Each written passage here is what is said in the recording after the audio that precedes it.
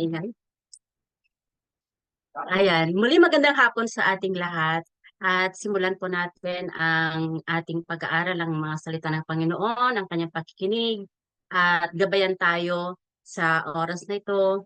Let us focus ourselves sa mensahe ng Panginoon and we will open our Bible fellowship with an opening prayer.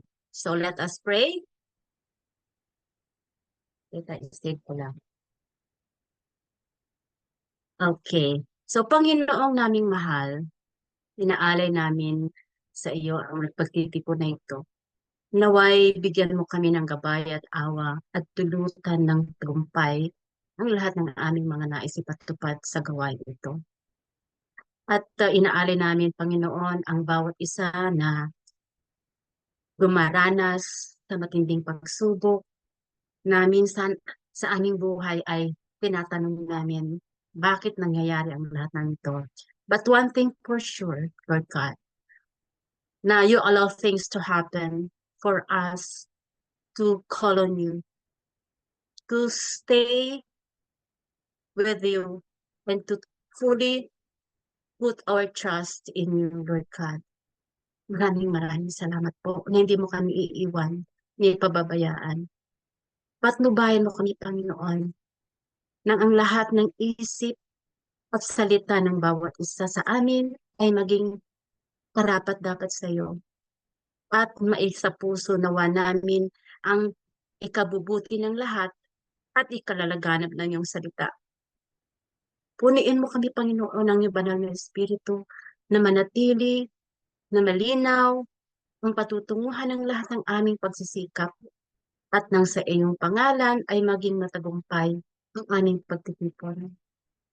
Naway ang iyong presensya ang aming maramdaman sa oras na ito.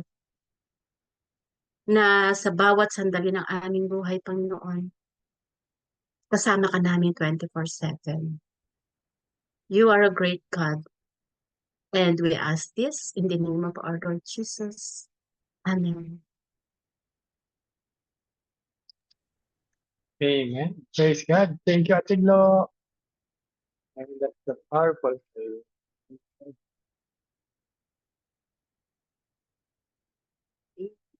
Share ko lang po.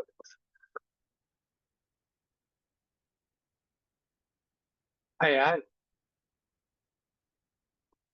So, tama-tama yung topic natin for today. Katatapos lang ng bagyo. Diba? So, finding hope in the storm. Na lahat tayo, yung mga pinagdaanan, diba? Lakas ng hangin, hindi makalabas, or hindi magawa itong bagay na to. Kaya ba't kaya? Diba? Kaya, this topic will be, hopefully, makarelate tayong lahat. Diba? As we gather to find strength, diba? Encouragement and hope. Siyempre, sa ating Lord and Savior, Jesus Christ. Especially sa panahon ng mga storms. Ayan. Praise God. So, siguro we can start na pag-pray ko lang, medyo mausok yung paligid ko. At ano. So, Father God in heaven, thank you Lord for this time. Lord, please override my preparation. Help me what to say, Panginoon. Protect niyo po kami lahat. Alisin niyo po yung mga distractions sa paligid, Panginoon. Lalo ngayon, dito sa amin, may usok, Panginoon. Sana po ay makapagsalita ko na maayos. Tulungan niyo po ako na maging maluwag yung aking paghinga. Panginoon, huwag akong hapuin, Panginoon. At kami po lahat, ibuksan niyo yung puso isipan sa messages na ipagkakaloob niyo sa amin today. Override my preparation. Use this broken vessel, Lord, to speak and deliver your message to your people. Oh Lord, we surrender this all to you. In Jesus' name. Amen. Praise God. Ayan. So, yung opening verse natin for today will be, Brother Edmond, pwede bang basahin mo? Nami-miss ka namin magbasa eh. Yan ba si Brother Edmond? Parang wala. Nawala po. Okay. Si Brother, ano na lang, Father Mark Tingol, can you read this, bro? The Lord is my strength and my shield. In my heart I trust. Ayun, thank you, bro. Praise God. Ayan, so very important na maalala natin yan. In times of our trouble, di ba, yung mga pagsubok na dadaanan natin, the Lord is my strength and my shield. Di ba, in Him, my heart trust. Di ba, samahan pa niyan yung sa Proverbs 3 verse 5 to 6 na, trust in the Lord with all your heart and do not lean on your own understanding.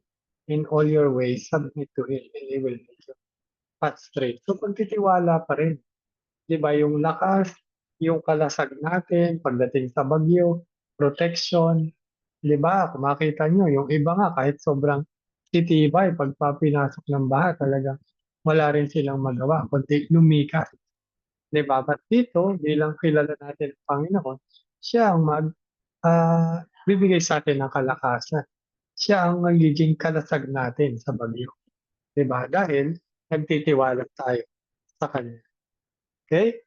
So, paano ba natin gagawin na maging ano tayo, makita natin yung hope natin, di ba? So, unang-una, habang dumadaan tayo ng mga bagyo, kailangan focus tayo sa presence ni Lord in our trials, di ba?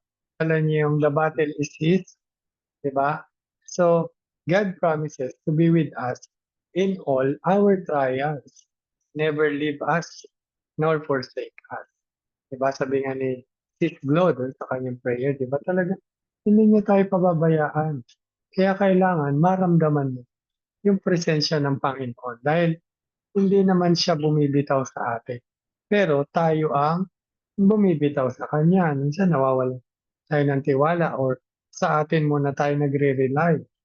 Diba? Pero dapat yung ating 100% pagtitiwala ay nasa Diyos. Diba? Yung ating mga trials, kailangan lagi nating makita ang kamay ng Panginoon. Diba? Sa trials natin, ba't kaya ito inalaw nila? Diba? Ba't kaya may baha dito? Diba? Ano kaya ang tinuturo nito sa akin? Diba? Okay, kailangan ko bang taasan yung mata? Kailangan ko bang mas protektahan? Or kailangan ko bang ilagay na yung mga gamit ko sa ganito? Or kailangan na ba namin lumipat? Ano ba yung tinuturo ni Lord sa akin?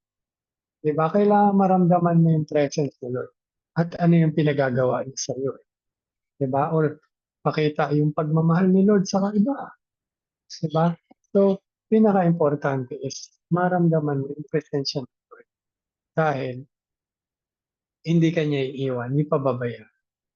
Diba? At nangako siya. Diba? Kaya doon ka lang pumokos. Diba? Minsan, di mo maintindihan na ba itong nangyayari, parang wala ng pag-asa, parang wala ng papupuntahan. But, diba? Sabi nga dun sa ano ni Johnny and Friends, where kasi yun yung binabasa ko ngayon, yung Beyond Suffering Bible. So, in a world where it seems no hope, ano yun, God's presence is parang abundant. Diba? God's power is abundant. Parang gano'n na. Andun yung kapangyarihan ng Lord. Diba? At maramdaman natin yung pagtitiwala natin sa Kanya. Diba? Sabi nga dun sa Isaiah 43:2, sabi niya dito, when you pass through the waters, I will be with you. Diba? Yan yung pangako ni Lord. And when you pass through the rivers, they will not sweep over you. Bakita-kita mo yung shield ni Lord. Diba? When you walk through the fire, you will not be burned. Diba? Parang si Shadrach, Meshach, and Abednego. And the flames will not set you ablaze. Diba napakagandang paalala na kanyang pangako? Naalala ko tuloy nung elementary ako. Di ba sa Mindoro kami nakatira. And minsan nagpupunta kami ng Batangas, di ba? And nagbabakasyon or pinapakilala ko dun sa mga pinsan ko dun. And then kapagka umuuwi kami, mayroon kaming dinadaanan na, alam mo yun, yung malakas na alon na parang cyclone ano, na iniiwasan talaga yun ng mga barko. And nung time na yun, yung mga barko na bumabiyahe sa amin ay kahoy, kahoy lang. So, ramdam na ramdam ko talaga nun na alam mo yung parang dinuduyan ka na sobrang lakas, na talagang 'pag hindi ka kumapit, mahuhulog ka. So, kailangan kumapit ka dun sa tungtungan ng bed na nakapako sa floor or sa haligi. Kailangan nakahawak ka ng ayos dun, otherwise malalaglag ka. Tanda ko pa nga yung pangalan ng barko na yun, Nakalayaan 44, and actually lumubog na yun doon sa ano, but praise God, hindi lumubog, kasama kami. So medyo siguro high school na yata ako nung lumubog siya, but eventually yun yung sinasakyan namin, 'di ba? And andun yung, alam mo yun, since may ako si Lord na ngayon ay mag-share ng word si Brother Lance. So nung time na yun, it's just a pagsubok na hindi, kumbaga pagsubok na test na ikaw ay nandun sa kanya. Na, "Lord, tulungan mo kami dito, parang wala na." Imagine mo pagka nalubog yun. So saan ka, marunong man ako lumangoy kasi taga tabing dagat ako, pero sa lakas ng alon yun at saka ang ano, yun nga yung paikot. So baka madala kami and baka mamatay, 'di ba? So by God's amazing grace, napagtagumpayan naman. But alam mo yun, ramdam na ramdam mo yung shield ng Panginoon. 'Di ba sabi nga, "When you pass through waters, I will be with you." Noon nga hindi ko natanggap yung Panginoon ko at pagligtas, 'di ba? How much more ngayon? Ayan, okey? So, kailangan talaga maramdaman natin lagi yung presence ni Lord sa buhay natin. Ayan. So, Brother Egay, Brother Mark, i-mute lang kita, naririnig po kasi. Ayan. So, sunod naman siyempre ay yung strength in weakness. 'Di ba yung kalakasan ng Lord sa ating mga weakness, 'di ba? Our weaknesses are opportunities for God's power to be displayed. Tayo lahat dito may mga pinagdadaanan, may kapansanan. Basahin nga natin 'to ulit ng sabay-sabay, ba? 1, 2, 3. Our weaknesses are opportunities for God's power to be displayed. 'Di ba? So, nakikita natin na, ito palang ano ko, may purpose din pala 'to. Itong nasa wheelchair pala 'to, may purpose din pala, or ano man yung pinagdadaanan ko na nahihirapan ako, may purpose pala, 'di ba? Dahil ang kalakasan ng Panginoon ay nakakayag, 'di ba? Naalala ko nga din sa John 9 verse 3, 'di ba? This happened nung naano niya yung bulag na pinagaling tinanong ng mga disciples kay Lord Jesus na, "Ba't nangyari 'to? Sino bang nagkasala? Magulang niya ba o siya?" Pero sinagot ni Lord Jesus niya, "This happened so that the power of God could be seen." 'Di ba? Nangyari 'yun para makita ang kapangyarihan ng Panginoon. 'Di ba? Kaya sa mga pinagdadaanan natin, may purpose ang Lord diyan. 'Di ba, na makita yung kapangyarihan. 'Di ba napapansin mo kapagka may pinagdadaanan ka, ang daming beses mong mag-pray. 'Di ba ang dami mo, "Lord, tulungan mo ako dito. Lord, sana ganito. Lord," 'di ba? Kasi andun na nakikita yung kapangyarihan ng Lord.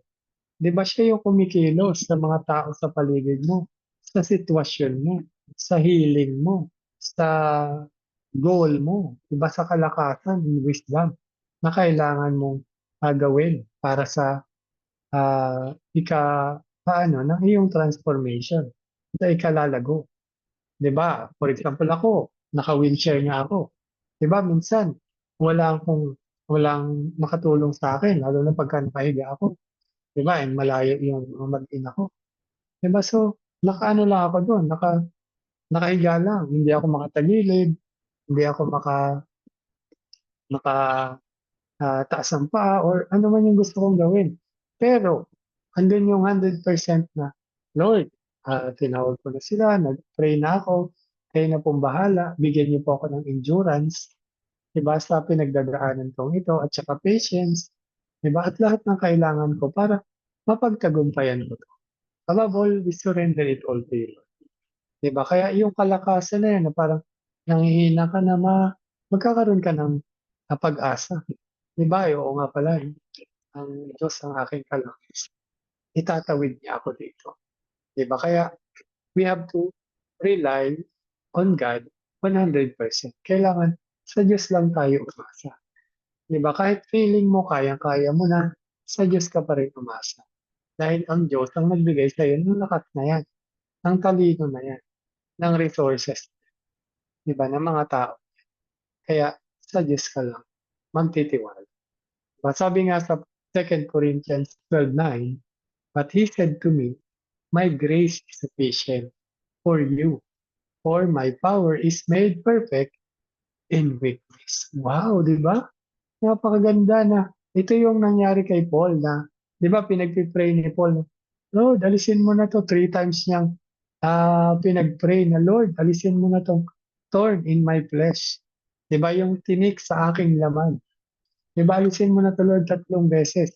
Pero yun nga ang sabi sa kanya ni Lord, My grace is sufficient for you, for my power is made perfect in weakness. 'Di ba? So, nakikita niyo yung opportunity na binibigay sa atin ng Panginoon. 'Di ba, in our weakness, ano mang kahinaan natin, hindi man tayo makatakbo, hindi man tayo makasigaw ng malakas, hindi man tayo makabuhat ng mga bagay na dapat atin buhatin. 'Di ba, but yung power ni Lord ang nahayag sa atin. 'Di ba, hindi niyo ba napansin, umulan, bumagyo, may mga binaha, pero nandito pa rin tayo. Magkakasama pa rin tayo, naka-survive tayo. 'Di ba? So, andun yung pagpapala, proteksyon ng Panginoon sa ating lahat. 'Di ba? So, therefore, I will boast all the more gladly about my weakness, so that Christ's power may rest in me. 'Di ba? Kaya yun lang daw ang ipagyayabang natin na hindi ko naman talaga 'to kaya. Ang Diyos lang ang nagbigay sa akin ng ganitong lakas. Dahil hindi ko lang talaga 'to kaya na mag-share dito, but by God's amazing grace, nakakapagsalita, ano pa rin ng laptop, nakakagawa pa rin ng PowerPoint, 'di ba? Nakaka-share pa rin dahil sa kapangyarihan at biyaya lang ng Panginoon, sa grasya niya, dahil sapat lang ang grasya ng Diyos sa atin. Amen? Ayan. Ano pa? Siyempre, yung pag-asa natin kay Christ, pag-asa natin kay Lord Jesus Christ, our hope in Christ. 'Di ba? So, sabi dito, trusting in Christ fills us with hope, joy, and peace, even in difficulty. 'Di ba? Hindi mo ba napansin na pag na kay Christ yung hope mo, kay Lord Jesus Christ, andun yung pag-asa mo, andun yung joy mo, and peace. Diba, pag may pinagdadaanan ka, tingnan mo, ano kaya ang ending nito? Kasi sigurado kong kita na ni Lord ang ending nito eh. Siguradong siya yung maitataas, mag-glorify. Di ba? At nanto, sa aking kahinaan, andun yung pag-asa ko kay Lord na He is in control. Siya yung, siya lang yung, um, siya lang yung maitataas. Diba? Siya lang yung napararangalan. Diba? And napakaganda nga. Diba na, okay, may pinagdadaan ka, Lord, hindi ko makuha to or magawa to. But inano ko na to, ikinakas ko na yung burden sa'yo. Binibigay ko sa iyo ang aking mga mabigat na dalahin. Diba? At doon, bibigyan ka ng kapayapaan. Di ba, imagine mo parang babagsakan ka ng langit at lupa tapos mapapaalala sa'yo ni Lord na, oo nga, no? Si Lord nga pala yung magbubuhat dahil sa aking kahinaan, yung power niya makikita. Di ba? Kaya nandun yung pag-asa mo. Dahil ang pangako ng Diyos ay tutulungan ka at hindi ka pababayaan. Di ba? Kaya andun yung buong buo yung pag-asa mo, andun buong buo ang kagalakan. Di ba? Kaya yung pinaka keyword dito, yung part mo is trusting in Christ. Okay? Kailangan magtitiwala ka. Kasi kung hindi mo 'to gagawin, "Hindi, kaya ko pa naman Lord. Mamaya na pagka hindi ko na kaya. 'Di ba, ano ko pa naman, ah, na ano pa, saka na pagka hindi mo talaga kaya."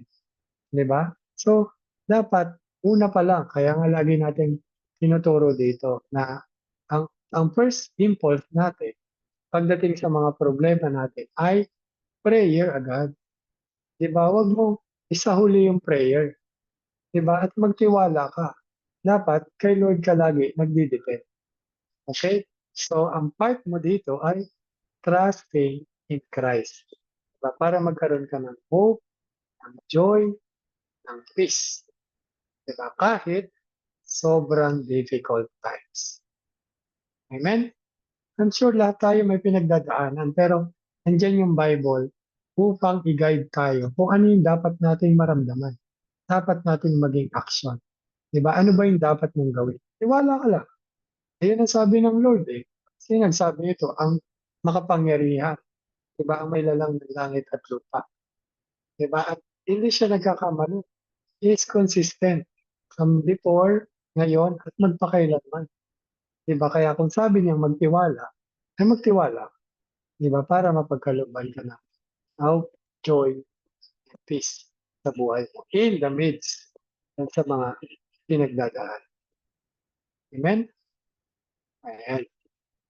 So actually, naalala ko dito yung nakaraan na may shineran ako. So ang kanyang sitwasyon ay meron siyang, yung parents niya naghiwalay. Siyempre lipat siya dito minsan, minsan naman dun sa kabila.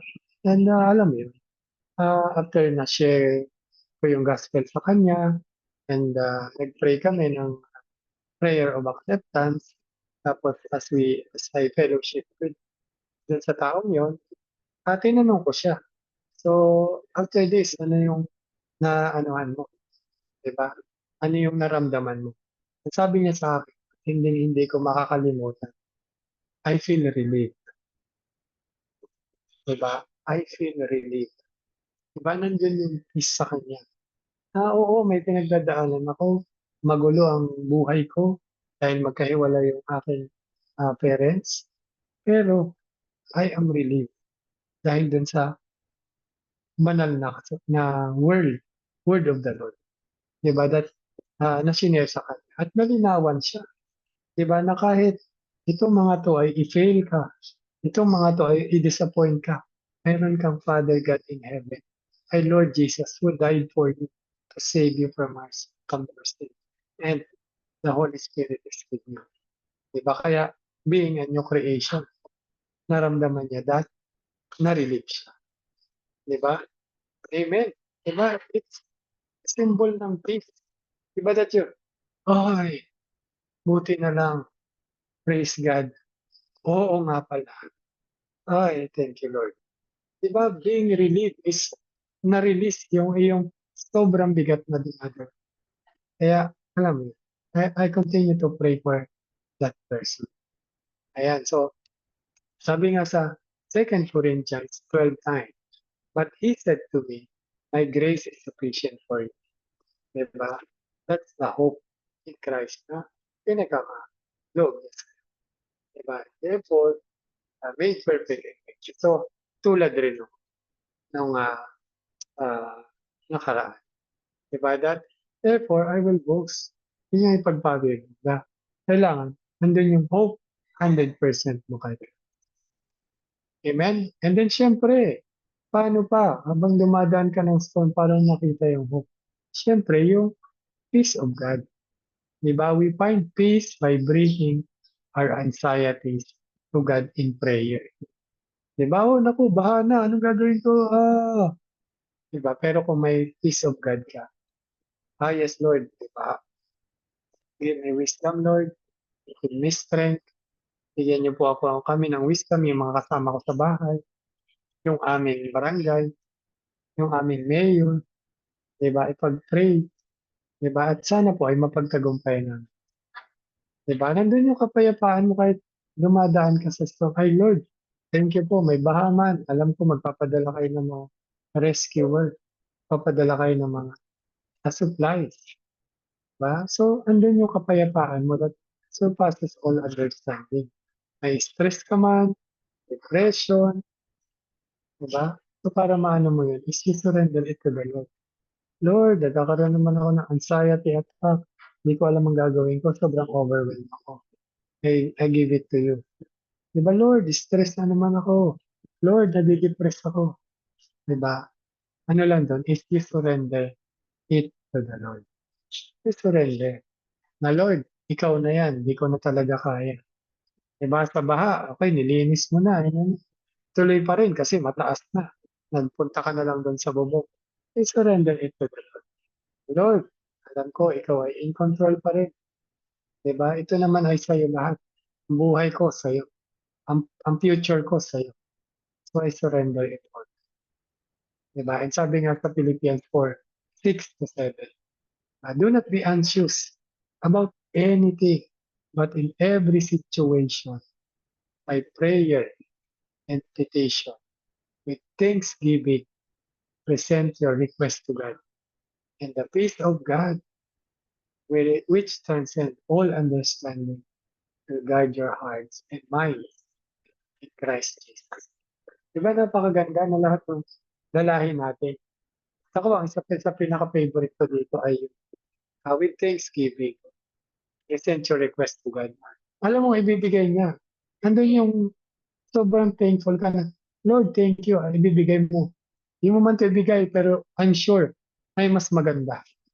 Diba kasi pag thankful ka, it's a different perspective na nakikita mo.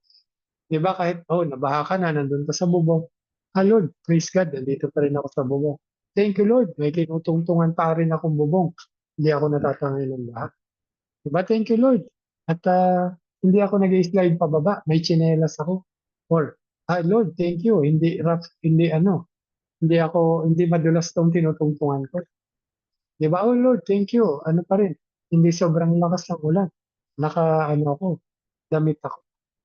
Diba, Lord, thank you. Kasama ko pa rin yung family ko despite of the storm. Ay, Lord, thank you. May nagdadala ng pagkain sa akin. Ay, Lord, thank you. Nakikita ko na yung mga rescuer. Nire-rescue na kami. Ay, Lord, thank you. Meron kayong evacuation center para sa amin. Diba? Ay, Lord, thank you. May nagpe-pray sa akin. Diba? And a lot more. It will change your heart, your perspective, and the peace. Diba? And tayo sa mga ano pa natin. Lord, kung time ko na, pauwiin mo na ako kasi mas maganda dyan. Diba? But sabi nga nila, mas madali daw yung to die for Christ. At ang pinakamahirap sa atin is to live for Christ. Diba? And those times, nagdadaan tayo sa mga pagsubok na ganyan or sa mga kapansanan or sa sakit. Diba? Kailangan magtiwala tayo sa Lord upang mabigyan natin, mapunta tayo dun sa kapayapaan ng Lord that transcends all understanding. Diba? Thankful ka ba? Diba? Thankful ka ba sa buhay? Ngayong Friday, nandito na naman tayo. Thankful ka ba? Thankful ka ba sa nagdaang week? Na buhay tayo, nakakain, nakasama yung pamilya. Diba? Marami tayong ipagpapasalamat. Kaya kung doon ka magpo-focus sa mga bagay na ipagpapasalamat, makikita mo yung peace ng Lord na ipinagkakaloob sa iyo despite of the storm na dumadaan sa buhay natin. Mga challenges, mga pagsubok. Diba? At makikita natin yung pag-asa. Diba na kahit may ganito naman. Diba? Kahit may mga ganitong mahirap, nandiyan naman si Lord. Alam ko siya in control. Alam ko may ginagawa siya. Hindi ko man nakikita, hindi ko man nararamdaman. Pero I know, diba? Siguradong sigurado ako that He is at work, He is in control at this very. Diba? So, andun yung kapayapaan mo. Kaya, napakasarap na may Lord tayo na napagsasabihan natin na, Lord, kailangan ko to. At Lord, salamat din dito. Lord, thank you for the feast. Diba? Thank you for everything. Kaya, nag-iiba yung perspective na sa buhay. Amen? Ayan. And syempre, diba, in our midst of the storm, mayroon tayong encouragement from fellow believers. Diba? So, we are called to support and encourage one another in our faith journeys. Diba? Nandiyan yung mga brothers and sisters natin. Mayroon tayong chat group. Bro, sis, pag-pray nyo naman kami, ganito yung ating sitwasyon. Diba? Makikita mo, i-emoticon ng prayer. Or, prayed for you, bro. Or, prayed for you, sis. Diba? Alam mo yun, hanggang doon yung kapayapaan mo na talagang ikaw ay hindi nag-iisa sa laban. Hindi ka nag-iisa sa laban. Diba may kasama ka? Hindi ka nag-iisa. Diba dito sa atin sa PWD Fellowship, diba ang dami natin dito namang i-pray sa bawat isa. Diba magpapalakasan sa bawat isa. Mag-i-encourage. Minsan yan, tatawagan ka pa. I-message ka. Minsan yan, pupuntahan ka pa. Diba si Ate Glo, pinupuntahan niya sina Bro Mark at sino yung mga malapit sa kanya, diba? Mga pwede niyang puntahan. Kahit nga malalayo, basta napunta siya. Diba? So, alam mo yun, lahat tayo ay pagpapala sa isa't isa and be encouraged. Diba? Because God is in control.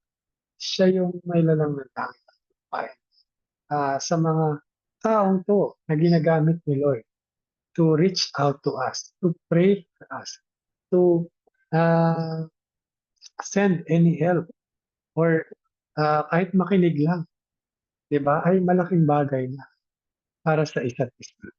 'Di ba? Na-encourage tayo ng fellow believers. 'Di ba? May mga pagdadaanan yung iba na ganito rin, 'di ba? Or ganito yung ano niya, may matututunan tayo. Pero above all, 'di ba? Ang common denominator natin is si Lord lang. 'Di ba? Whatever it is na pinagdadaanan, si Lord ay kasama. 'Di ba? Sabi nga dun sa verse ng 1 Thessalonians 5:11. Therefore, encourage one another and build each other up. Just as in fact, you are doing. Ginagawa na natin to eh. Tuloy na lang natin.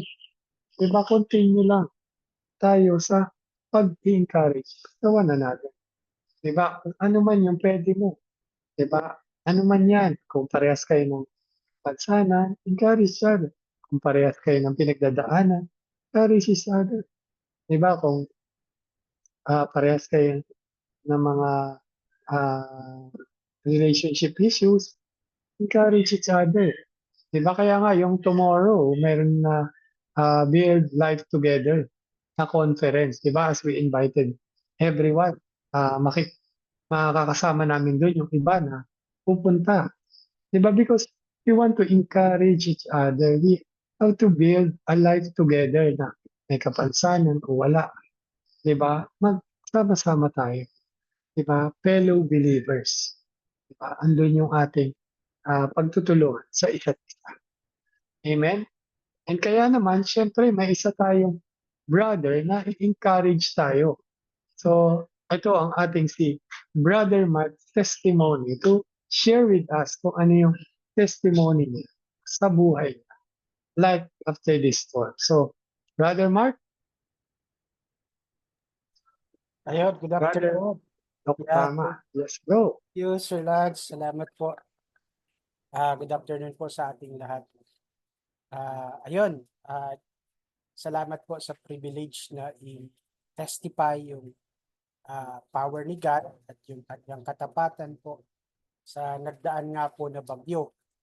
So, to cut the story short po, Wednesday umaga, umaambon-ambon pa lang. So, syempre, kampante ka pa kasi mahina lang yung ulan po eh. Pero siguro nakatapos lang kami kumain, mga alas 11 ng umaga. Ayun na, medyo malakas na po.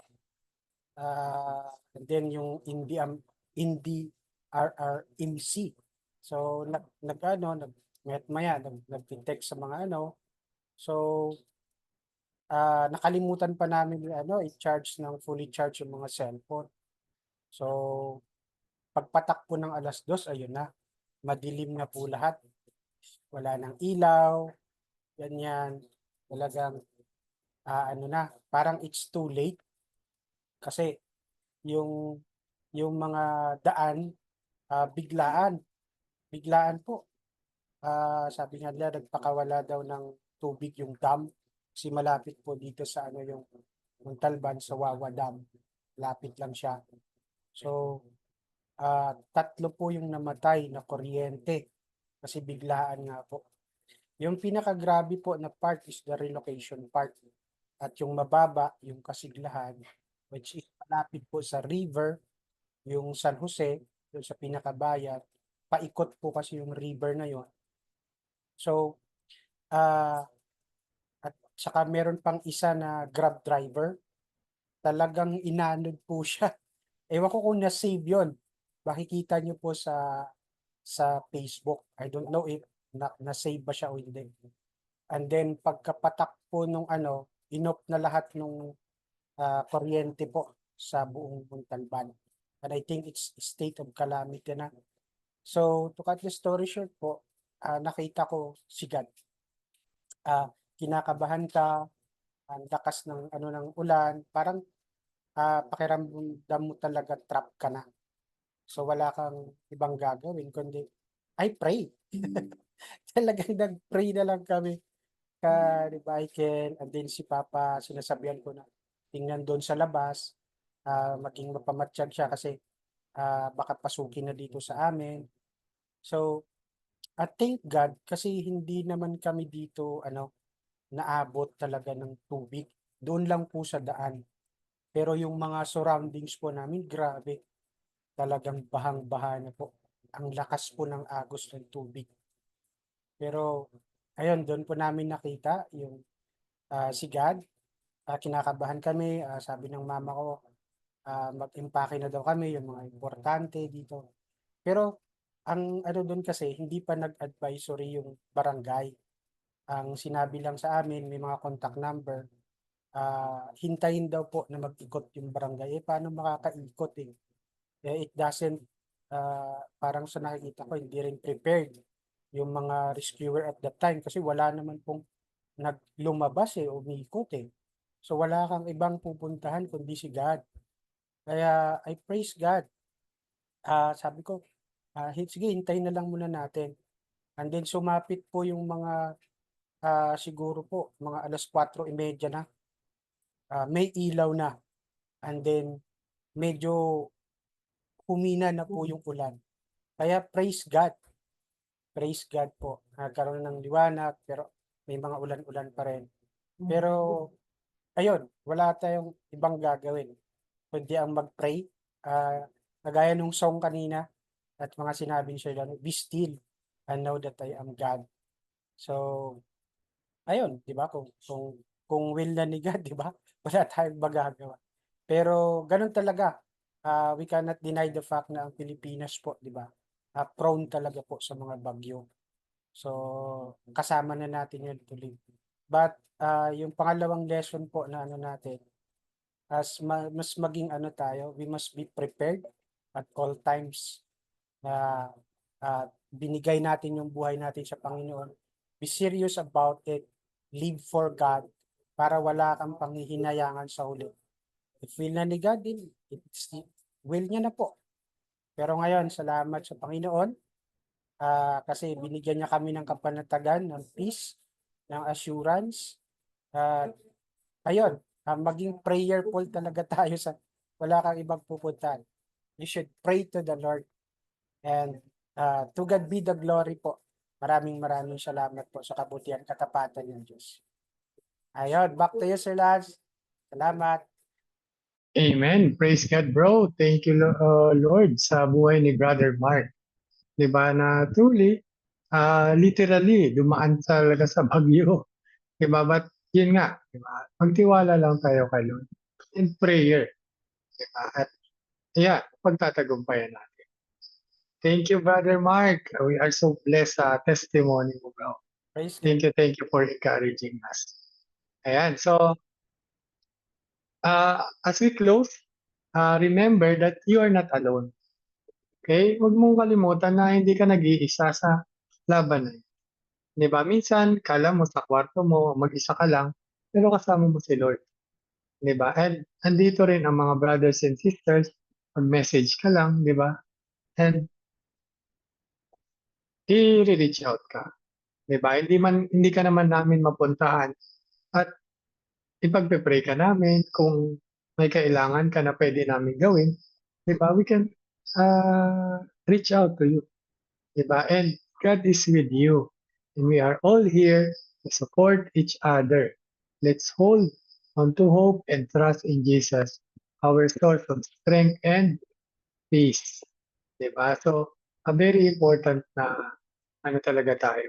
We are in this group para sama-sama tayo haharapin yung mga pagsubok na ipinagkakaloob sa atin. Those are opportunities, 'di ba, na mahayag yung kapangyarihan ng Lord. Amen? Right. So can I just quickly pray for you before tayo magpunta sa ating breakout?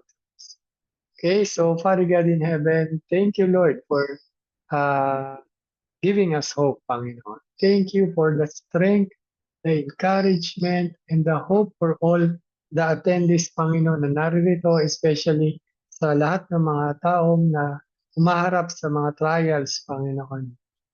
Kayo po ang maging sandigan nila, sandigan namin, Panginoon, maging kalakasan, maging wisdom, Panginoon, upang mapagtagumpayan namin bawat storm sa buhay namin.